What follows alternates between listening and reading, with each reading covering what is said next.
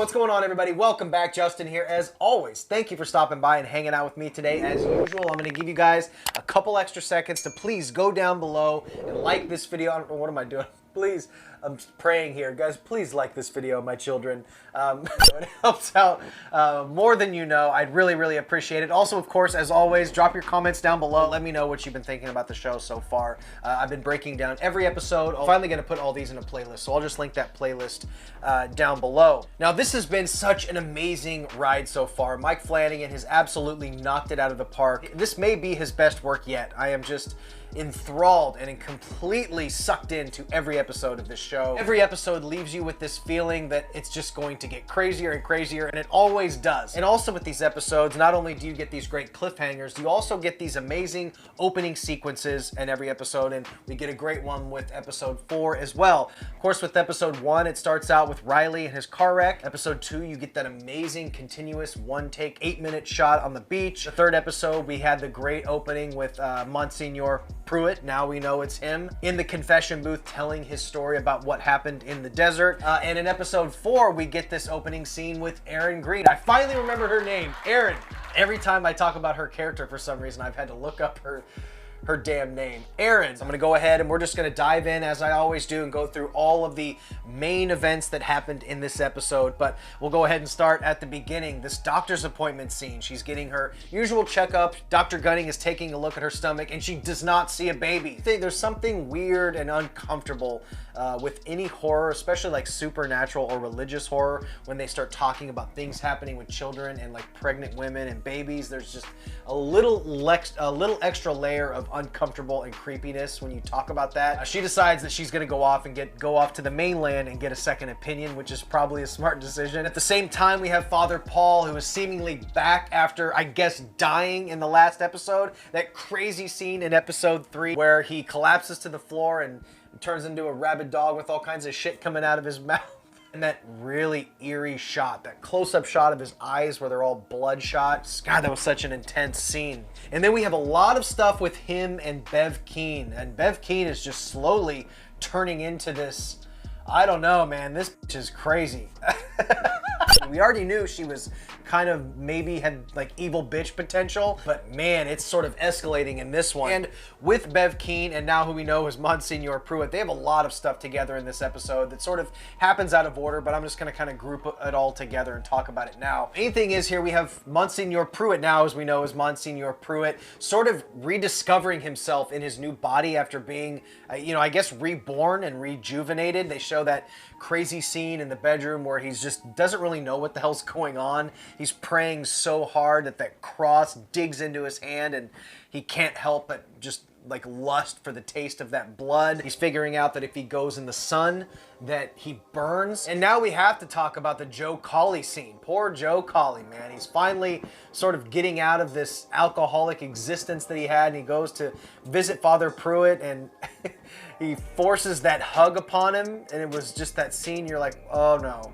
What the hell is going on? After seeing him suck the blood out of his hand, you know, like, this is not going to be good. And of course, Joe Colley falls to the floor, bashes his neck, and then seeing him, Monsignor Pruitt just drinking his blood, that was so intense. That overhead shot, you see Joe Colley just paralyzed with fear as Monsignor Pruitt just drinks his blood. Wow. And then you have crazy bitch Keane coming in here, realizing what happened, and she is so devout. She accepts this instantly. She does not even doubt for a second that what Monsignor Pruitt was for the better good of man, and that was just unbelievable. She starts getting her little new lackeys to get rid of the body. It's also crazy that you see that Father Pruitt had drank every last drop of Joe Colley's blood. There was not 1 ounce of blood left in that entire room. He drank it all. What a crazy scene. And then in a couple of other big revelations, we have Dr. Gunning seeing that her blood samples are starting to burn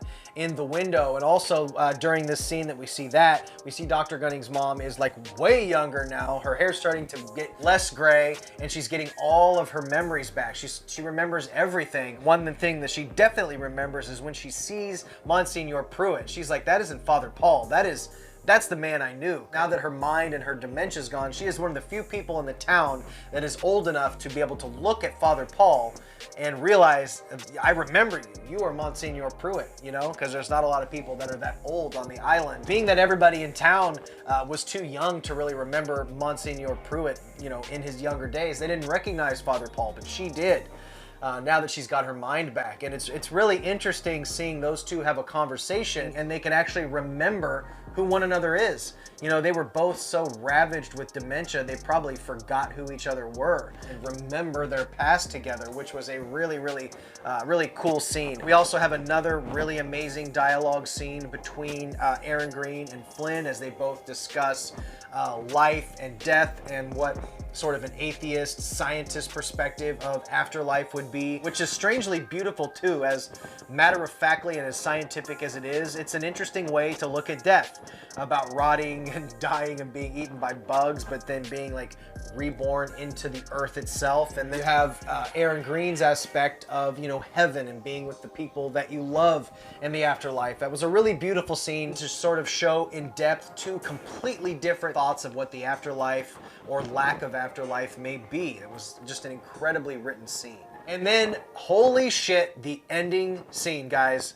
I was in shock. I couldn't breathe for the last few minutes. Earlier in the episode, Monsignor Pruitt had done a small little lie to Riley. He had told him something about Joe Colley's sister, where Joe Colley was, and Riley knew he was lying. He knew he was lying. So he goes back to confront him, and he is face to face with the giant 8-foot angel in that scene. And I was just like, oh my God, what the hell is going to happen? And the worst happens. The scene where the angel pounces on Riley was so unbelievably well shot. The angel lunges at him, and right as it hits the screen, the camera flips and it shows him jump on top of Riley, doing what he did to Monsignor Pruitt, drinking his blood, which did kind of bring a little thought to me, like, why didn't he just attack him when he saw him on the beach?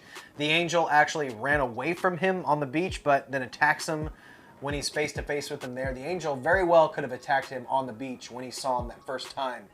But, wow, what an incredible, incredible episode. Unfortunately, in these shows, characters that you grow to like and grow a fondness for, sometimes they just don't make it. But you start to wonder now, is he going to be reborn again, just like Monsignor Pruitt? So what an incredible episode. We have the crazy shit going on with the angel. We have Flynn, who now is either dead or maybe reborn. We don't know. We have Bev Keane slowly becoming the most evil number 2, which is just super wild, covering up the murderous nonsense that they're painting a religious brush over. Another fantastic episode. I cannot wait to talk about episode 5, guys. Obviously, drop your comments below. Let me know what you think about episode 5. And I think we're done here, guys. Stay weird. Remember to always be your goddamn self. And I will see you in the next one. Bye.